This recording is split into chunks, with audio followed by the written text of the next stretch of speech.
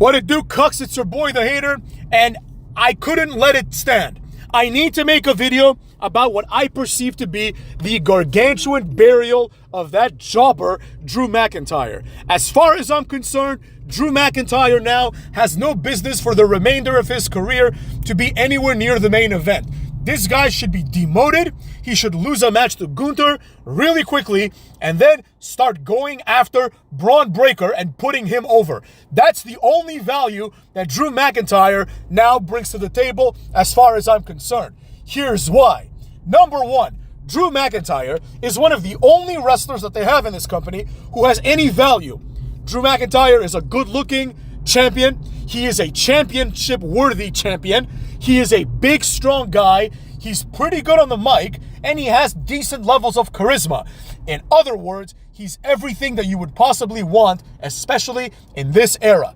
But despite this, they want to put him down so they can put over a nearly 50-year-old CM Punk, who is going to wrestle once every couple of months, and then eventually he's going to be out of the company again and talking shit about them. So, CM Punk beating Drew McIntyre is not the thing that I have an issue with. I understand that CM Punk is viewed as a big star, even though in my opinion he is not. So I understand, consequently, that CM Punk needs to win one of the matches against Drew McIntyre. Hopefully the feud is over. I don't see how he can keep going at this point.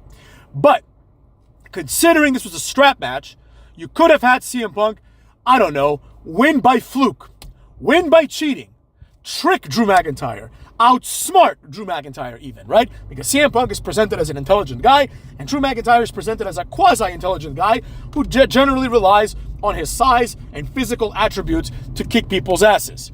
With all that being said, they didn't go with this at all. They went with the worst scenario, with the worst imaginable way to book this. They went with CM Punk physically humiliates Drew McIntyre. CM Punk basically beat the ass of everybody involved, and including Drew McIntyre in TNA, in AW, I just call them TNA because I don't care, right? In AW and everything else, he just went out there and he kicked some ass, and now he's kicking more ass as it pertains to Drew McIntyre. Now, as far as I'm concerned, the beating that Drew McIntyre took is the type of beating one takes when one is no longer going to be presented as a main eventer, right?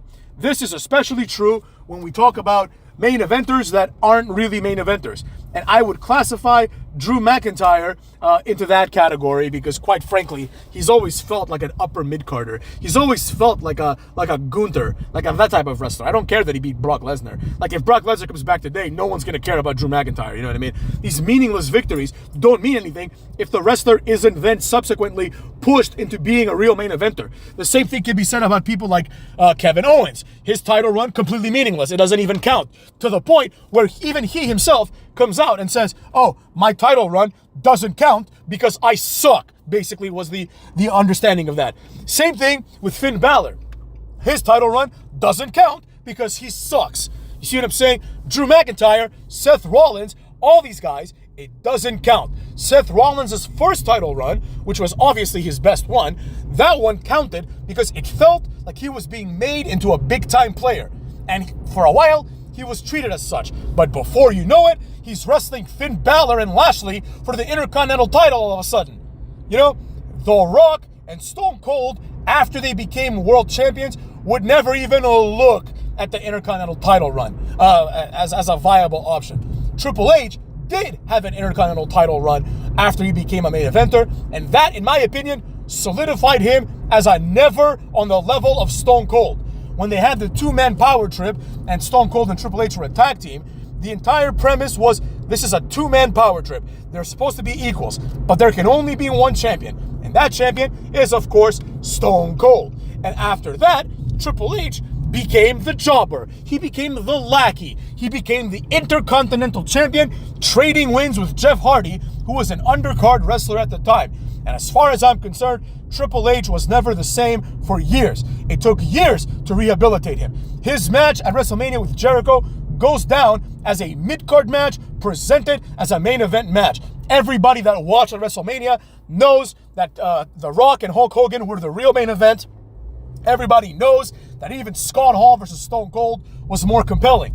You know, It wasn't until Evolution, where Triple H had his reign of terror, that he established himself as a main eventer again. And even then, he was overshadowed by Brock Lesnar and Kurt Angle being the two better wrestlers. You know what I mean? So with all that being said, we find ourselves in a situation where the same thing is happening again with Drew McIntyre. The problem is that Drew McIntyre never had an initial title run like Seth Rollins or like Triple H did. He had a mediocre first title run that was capped off by one WrestleMania appearance and then a beating at the hands of Bobby Lashley when he eventually became the star.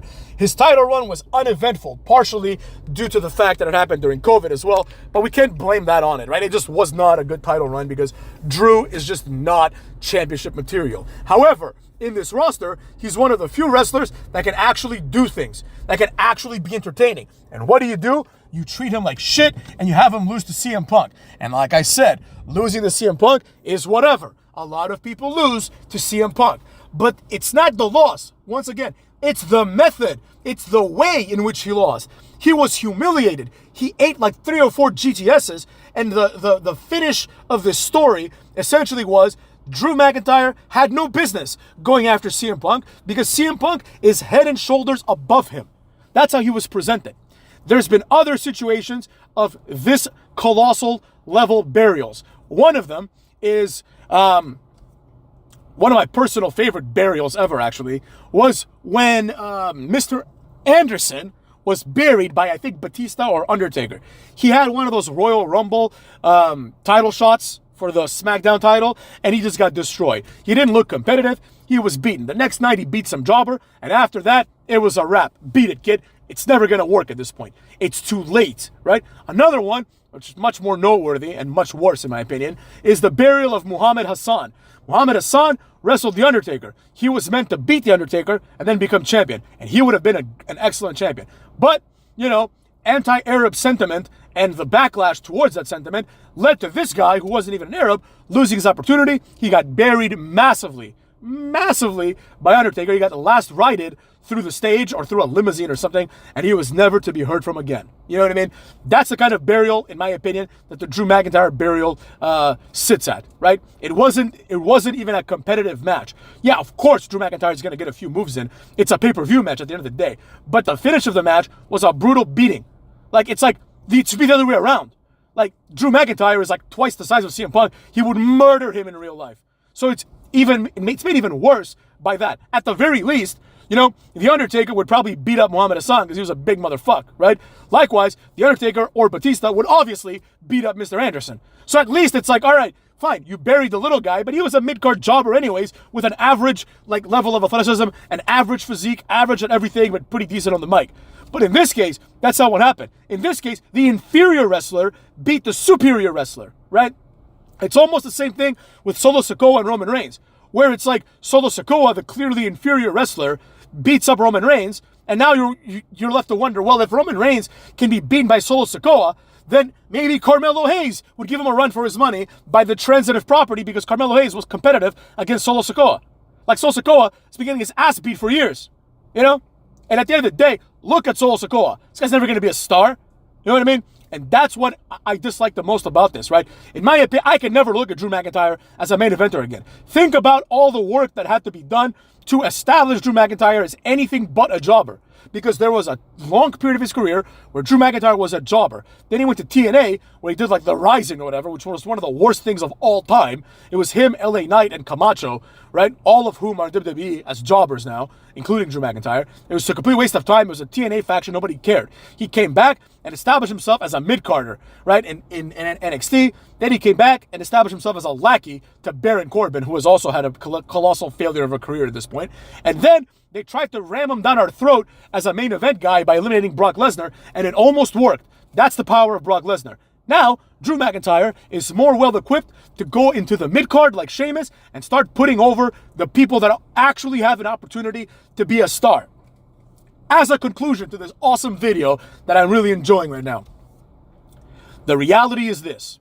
Once someone is established as a main eventer, and granted, I concede, Drew McIntyre is not exactly a main eventer, but once someone is established as such, then it is paramount that they are protected. The same way that CM Punk is protected now. He's established as the main eventer. He might lose a throwaway match to Drew, but at the end of the day, he comes back big time and wins. Now CM Punk, he's probably not going to be on Raw, but if he were, he would then have an argument to make about being the number one contender. You know, probably won't happen because he's probably going to go take another 3 weeks off, but that's what's supposed to happen if they don't even continue this bullshit anymore. But as far as I'm concerned, I'd like to see Drew McIntyre team up with Chad Gable and fight the Wyatt Six in the undercard where he belongs now. See what I'm saying? This was a complete burial, and this was a complete ruining of all the work that Drew McIntyre has done and all the work that other people have done in putting him over. All the work that Brock Lesnar has done. Like, imagine if tonight on Raw, Drew McIntyre comes out and Brock Lesnar's music hits. He comes in, he just F5s this jobber. CM Punk comes out, Brock Lesnar F5s this jobber. He's going to get a massive pop. And then the Wyatt Six come out and Brock Lesnar F5s all those jobbers one by one, maybe even Nikki Cross. And then things are finally good again. Oh my God, a star is here. Once again, we don't have to pretend that people like Gunther are stars. See what I'm saying? That's the problem. And with that being said, take care of yourselves, cucks.